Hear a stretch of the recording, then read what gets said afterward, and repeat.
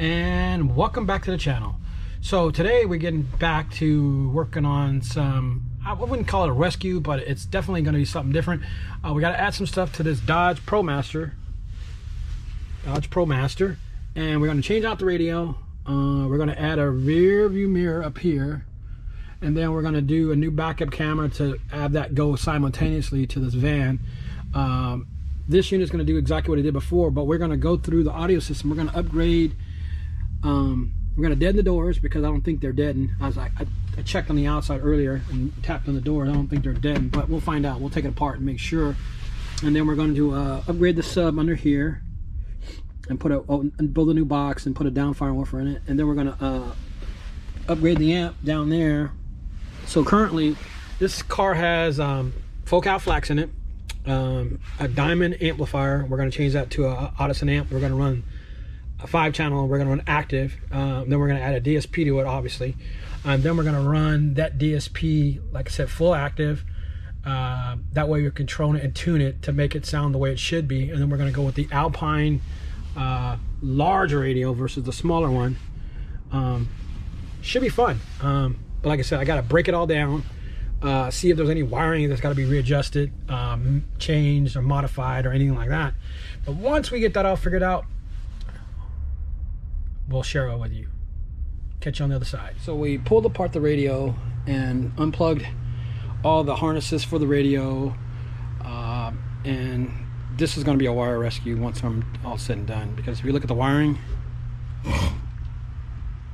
everything's there. It's kind of sloppy. The wires are ran underneath the panel. Then we had a fuse holder that was loose, and the amp was velcroed in place. I mean, they use good equipment, and when I pulled on the terminals for the speaker wires and for the power wires, they came undone.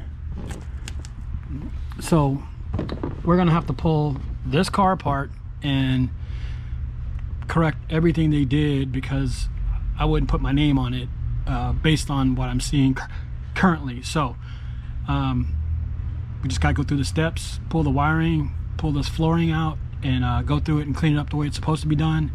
And we'll give you an image of the completed job once it's all said. We also had to order a part for the mirror, for the backup mirror camera, because it has a round plug and we have a square hook. So stay tuned for the wiring. We'll get it done. Just a matter of more time, but it's got to look good and it's got to work right? So stage 1 of the install is done, as far as getting the backup camera wired in this long van all the way from back there all the way up to here. And then we have the wire terminated there, so we got to get an adapter for that. And then we got all the pre-wiring done for the unit here, so we got all the wires ran from the backup camera and the mirror that has a built-in DVR. All new wires ran down there, ran all new wires down here, down the factory location. New power wire for the battery, for the sub. We got new power wire here, and then we ran all our DVR wiring there, and all that stuff's terminated here, so we got to make a amp rack that stacks over here, and we got to put our bass knob in and reinstall the new radio, and then we can move on. So just step by step.